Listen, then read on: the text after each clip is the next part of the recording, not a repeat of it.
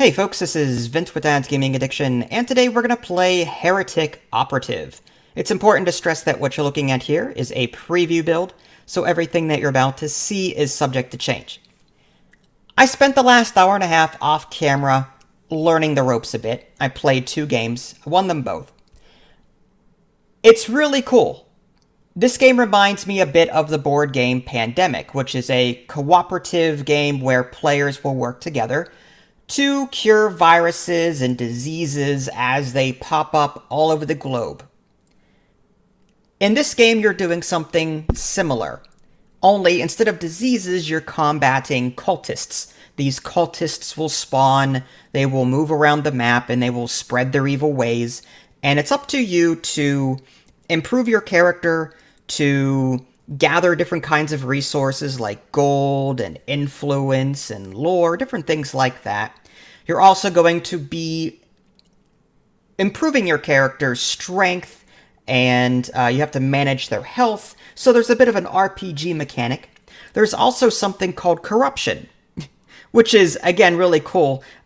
You're going to be learning spells in this game to combat these cultists, but the more that you use them, the more corruption you get. It makes you more powerful, but if your corruption gets too high, then there's a chance that your character will turn, which is a bad thing.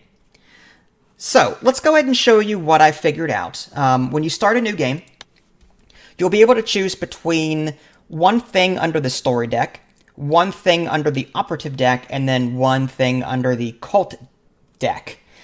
Basically, these are storylines, heroes, and enemies, respectively. So, on the far left, the story deck, you basically just choose your level. I've done the initiation twice, and I've won both times. So far, I'm content with this mode, just because the game is a little overwhelming the first time you play it, even the second time. But I'm slowly getting used to it. So I'm just going to choose the initiation as my story, and the story is going to be the same every time. Basically, your objective is get through all of your story cards in order to win. And the last story card on this initiation story is eliminate all of the cultists to win. Then you select an operative. I've always selected this Varian Spellbinder. He hasn't let me down yet. And then select a cult. I only have the one to choose between. As you play, you'll be gaining XP on the right-hand side, and you'll be unlocking more stories, more heroes, and more cultists. But these are the default 3 that I've been playing as, and I'm most familiar with them, so we'll go ahead and do that. There is an options menu. Real quick, let me go back. If you hit escape, that's one thing I would like to see added. I don't know if you guys can see this with my recording software being what it is, but there's music, ambient, and sound effects sliders. That's it. It would be nice to have an options menu button on the main menu here, but it's not visible if there is one. But anyway, getting back to this. So I'm going to choose these 3 and hit start.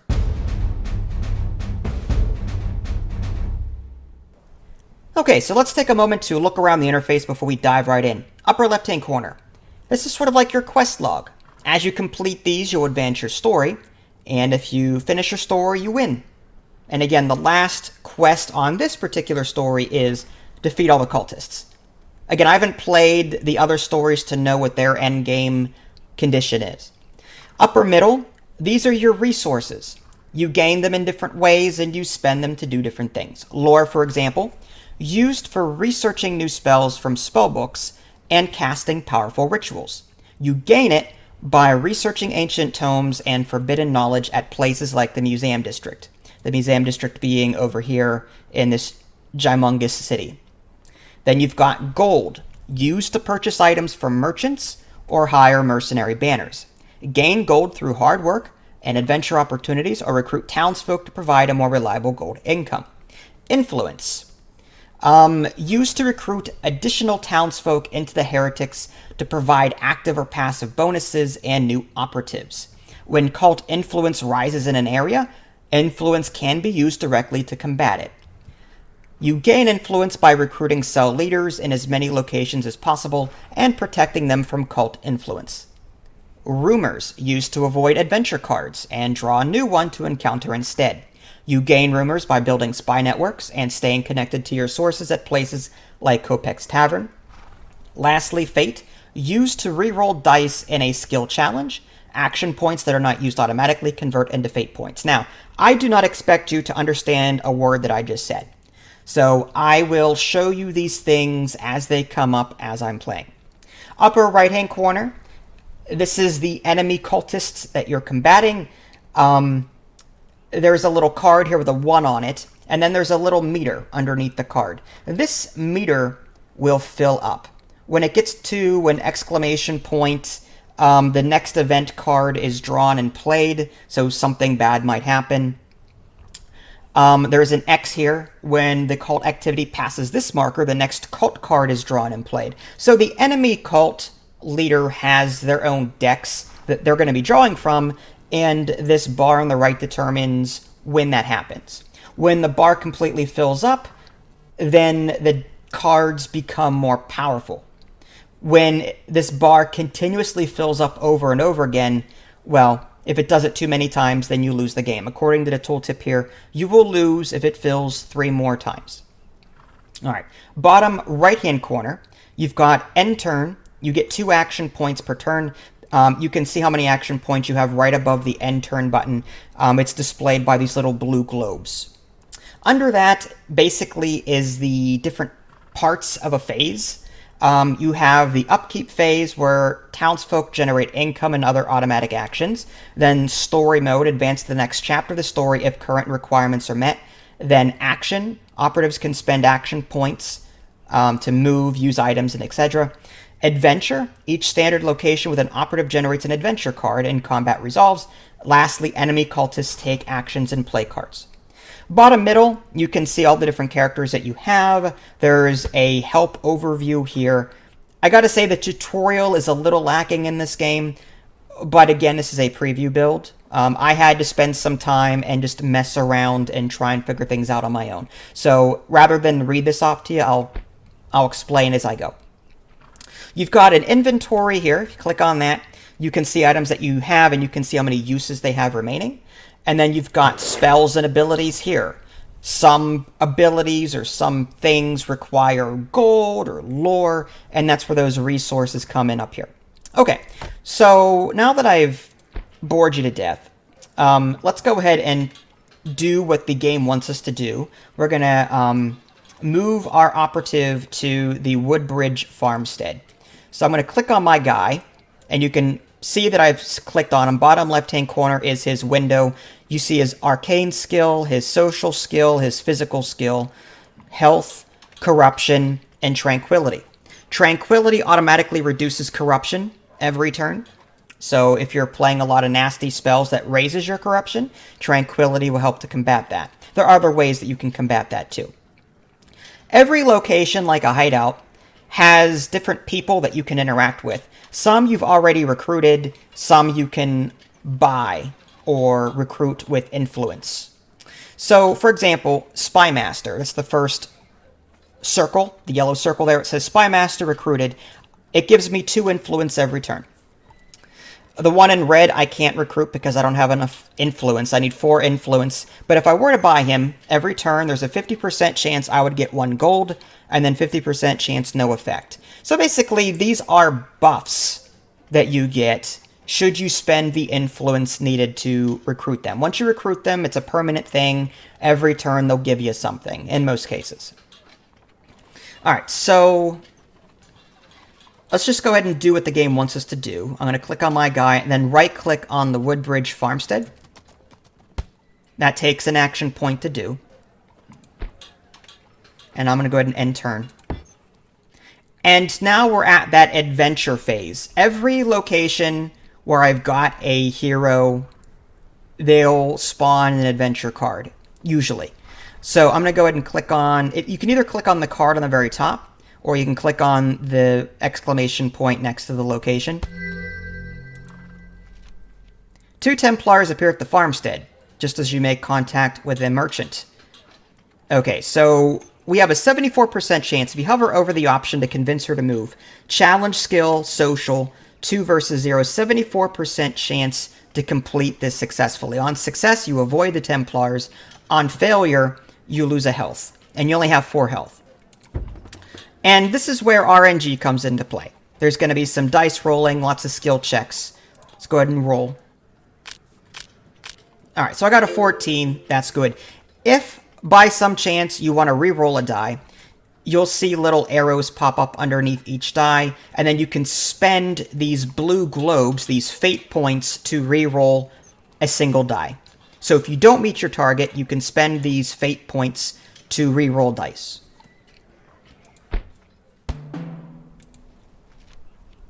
Chapter 2, Return to the Hideout. Okay, so our objective now, we located Octavia, who is a merchant.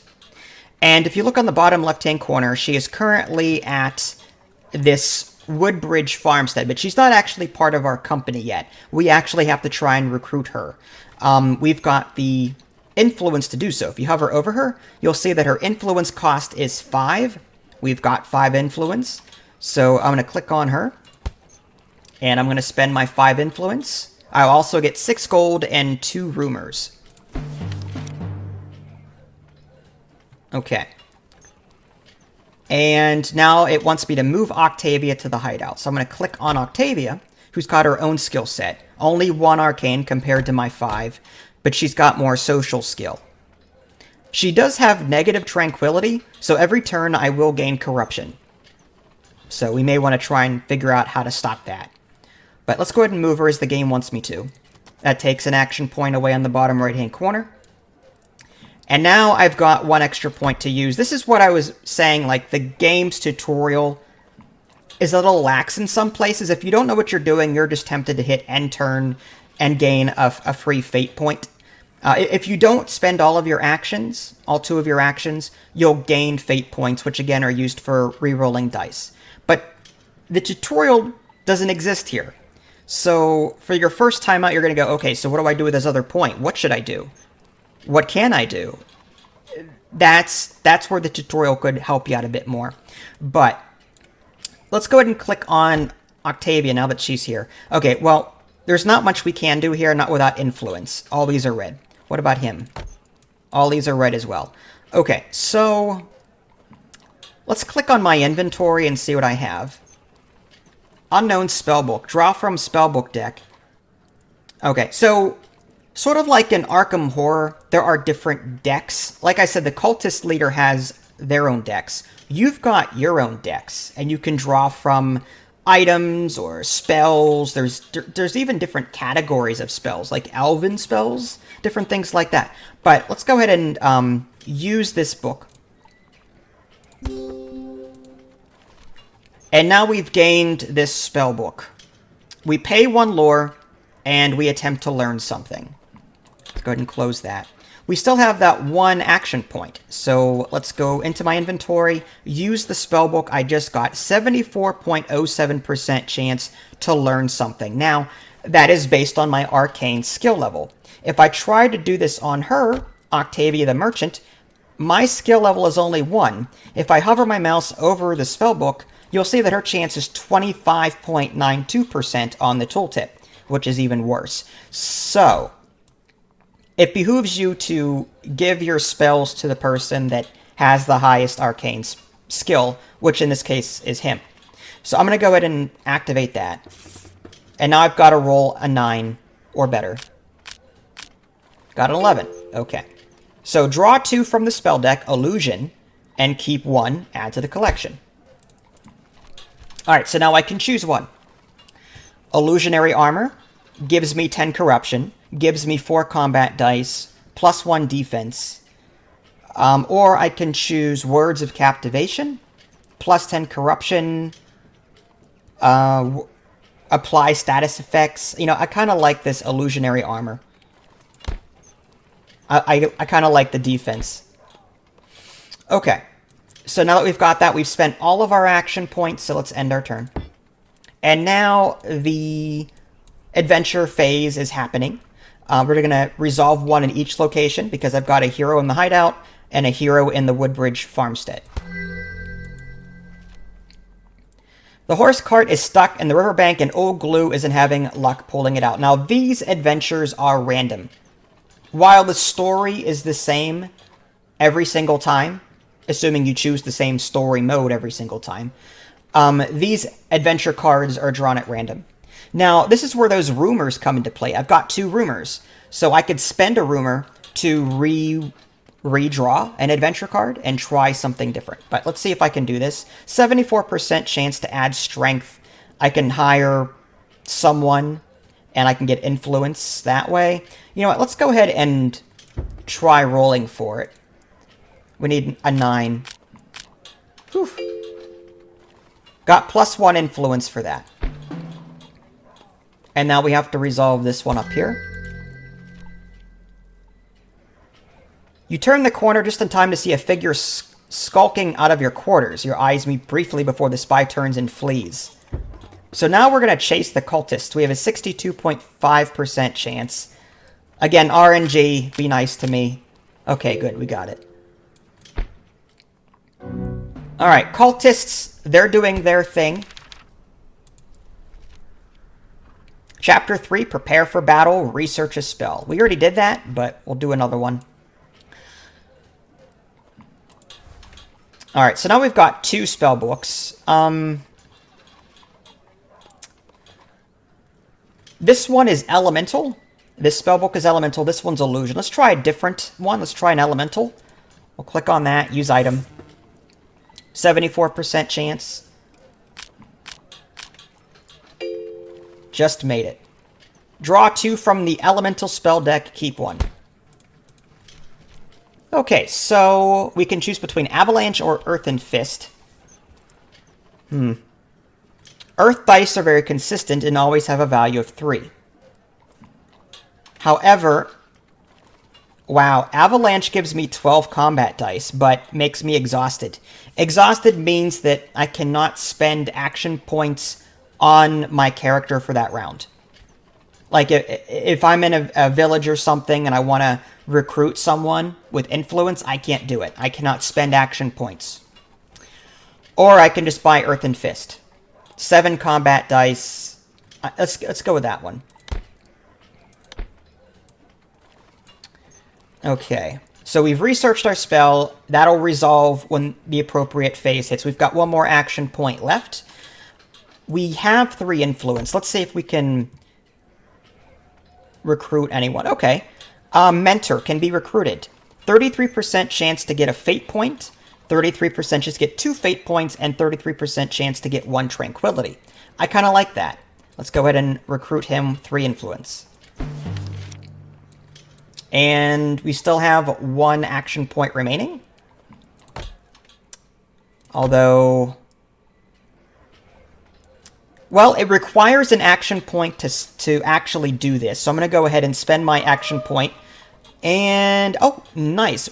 We got 1 tranquility, so her tranquility went from -1 to 0, so she's no longer going to be gaining corruption automatically every turn. But we are out of action points. Let's go ahead and end our phase. Alright, new adventure cards. Okay, +1 lore.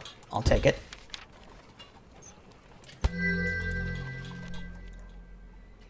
Alright, so I can sit and listen by paying an influence. Don't have it. Share rumors of your own. Pay 1 rumor to get 2 influence. I kind of like that. And now the cultists are doing their thing.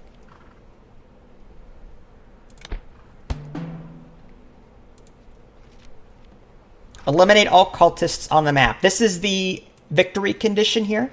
So, oh, there's a cultist there. The serpent cultist is right here. I'm going to leave my guy there to fight him. The fight occurs whenever you end your turn. There's a cultist over here at the Lost Temple. There are some other enemies that you'll be fighting too, like there's goblins and orc raiders. You don't have to fight them, but if you enter their location and then end your turn there, usually you're going to end up fighting them. Alright, let's go ahead and spend, I guess, influence to recruit more people if we can. Let's see. This one, 4 influence. Spend an action point. Pay 2 gold. +3 health on use. Oh, cool. I don't think I need health right now, so I'll pass on that. Shopkeeper, pay 2 gold to draw 3 cards from a common deck and keep one of those common... let's do that one. We could use more things. And now that we've got them, let's go ahead and... Now, we have to be at that location to use them, too. We're going to pay 2 gold, draw 3 cards, and then pick one to keep. I can increase my social. Let's go with... let's draw a spell from the Elven deck. This Elven Thistle will allow us to draw an Elven spell. Select that. And if we go to our inventory, it's there. Use. And there's our Elven spell. Treant. Tranquility of 5+. That's a requirement. +1 corruption. 8 combat dice. Nature dice get a bonus if the caster has positive tranquility and a penalty otherwise. Okay. I still have 1 action point. No influence, though. I could spend that at the mentor and try and get more fate points, tranquility. I could spend another 2 gold and get more items from the common deck. Or I could end my turn now and get a free fate point. Or I can learn another spell. Let's try that. Let's do Elemental.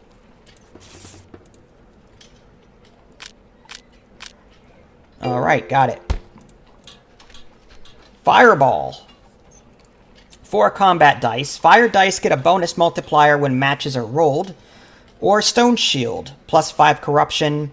4 combat dice. Earth. +1 defense. Earth dice are... So basically this is a 12 every single time I use it. Because 4 combat dice plus 3, 3, 3, 3. That's 12. I kind of want to do the Fireball, though. Although the 12 might be nice. With 4 dice, the most I could roll is a 24. I'm just weighing my odds. Half of that is 12. Okay, let's take the Fireball. Alright, and we have no more actions left. Alright, adventure first. So, someone is offering us a reward to get a horse under control. Pay a lore and get golden influence, or I can just try my luck. 74% chance. Okay, failure. Let's go ahead and spend one of my blue... I've got 2 of them. One of my blue fate points. Reroll one of these 1s. 6. Awesome. So now we've succeeded. We get 1 gold and 1 influence. Combat. We're on the same location as a serpent cultist. So now we get to choose one of these spells. Now, it doesn't go like I attack, he attacks, I attack, he attacks. We've got so many rounds to beat him. If not, we lose. It's as simple as that. He's got a 30 here. Enemy combat rank of 30. My goal is to get this red number from 0 to 30 or more. To do that, I'm going to be choosing different combat skills on the very top middle. But in most cases, you can only use them once. Like, these spells seem to be only be able to be used once. Alright, so let's do... Let's try the Fireball and see what we can do with that. 15 corruption. That wasn't too bad, actually. That's 6, 7, 12. 12 times 2 is 24. The reason I got that 2 is because I have doubles. Again, fire dice gain a bonus multiplier whenever you roll numbers of the same type. I've got 2 more rounds to get above 30. So I'm just going to use my basic attack. Won't gain corruption that way. You roll 1 die. That's it. And it's your strength plus whatever you rolled. So 1 plus... That stunk. But I'm guaranteed to win now. If I roll another 1, that's still going to be 3. There we go. Alright, so I win that victory. We got a cloak, and we can turn that in the Cathedral District for a reward. We need to kill 1 more cultist to win the map.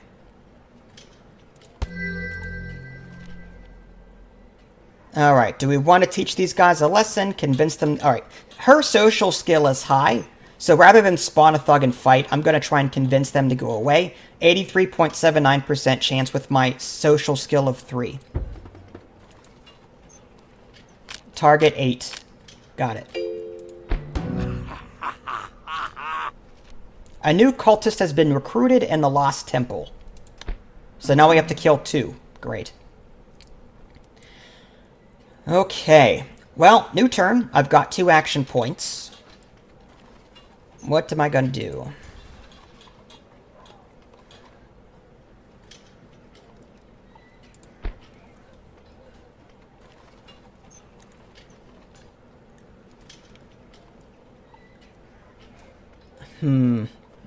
Well, you know what? Let's head toward this location.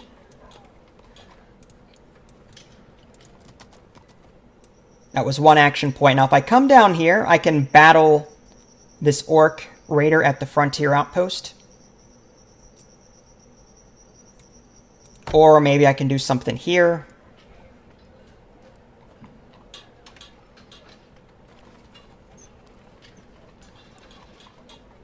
Forager. That's not bad. +1 gold, 50% chance. -1 cult activity resisted. We'll try it. I don't think I've ever recruited him before. Let's go ahead and recruit this guy for 4. If that can slow down the cultists, that would be awesome. Yep, -1. So it's... Right now, this meter is going up by 2, and then -1, it only goes up by 1 now. Cool. And let's go ahead and spend our other action point to possibly get some more rerolls. We'll go ahead and use the mentor here.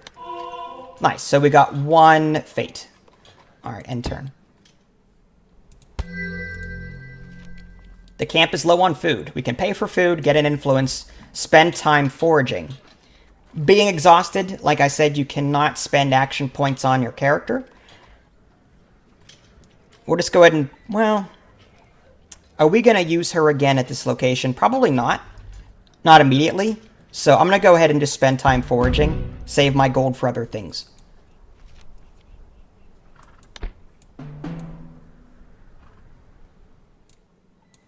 And again, now, she's exhausted. You can see the status effect right above her portrait on the left-hand side. So if I were to click on her and tried to recruit, I can't do it. Requires an action point. Yeah, none of these will work now. So, yeah, she's out of the picture for a round. As far as he's concerned, let's bring him down here. And can we recruit anyone here?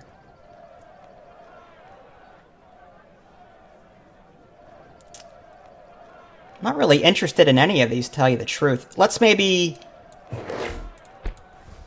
we'll learn another spell. Let's go ahead and look at the illusion deck again. Assuming we get a high enough roll. Oh, that was terrible. You know what? I don't want to spend my reroll on that. All right, so now we've got 2 events to resolve.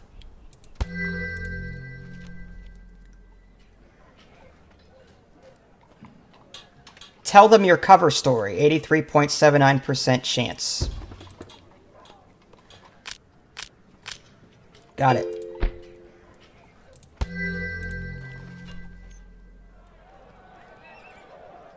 Draw from mercenary. Oh, these mercenaries are awesome. They give you so many dice in combat. Always take the contract. Pay 2 gold. You get 8 combat dice whenever you use them. You can use them twice, but they're like an instant I win button. But here I don't need to do that. The enemy combat rank is only 25. Let's go ahead and spend a fireball. Oh yeah, we won. Easily. Yeah. 38 to 30.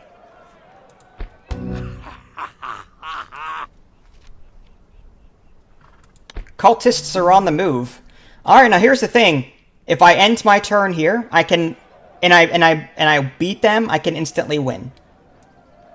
In my first game, this is exactly how my game ended, by defeating these 2 here. In my second game, I stayed away from this area and just sort of played around to the left. These cultists spread down here, went over here to the Elven Archive, and I had to chase them down and try and kill them. But I did level up my character a bit more through hiring people and researching more skills and so on and so on. But for the sake of this video, I'm going to go ahead and just resolve it here and be done with it. Let's go ahead and spend our points on...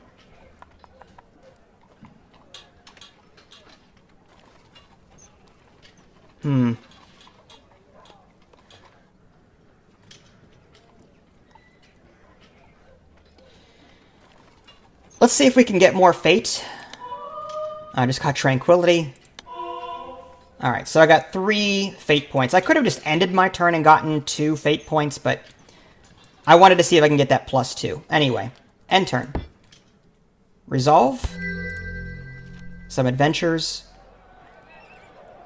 You know what, let's take a new one. Use our rumor. Challenge the orc prisoner. Relax and watch some fights. Move along. Let's just move along. Okay, combat. 1 cultist. Let's go ahead and just use our I win button. We're going to pay our mercenaries 8 combat dice. 1 down. And let's go ahead and use other things this time just to show you what it looks like. Earth and Fist, 10 corruption, 7 combat dice. Very consistent value of 3, so that's 21. Okay. And let's do,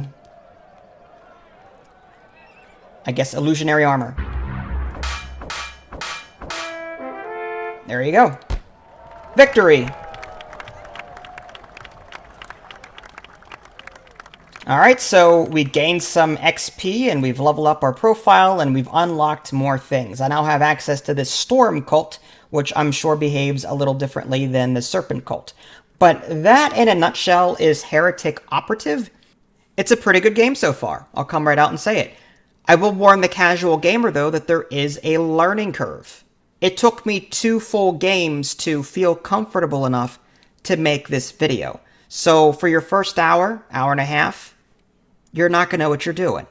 Unless you watch this video, and that should help you out, hopefully. My point is, expect to spend some time learning the game.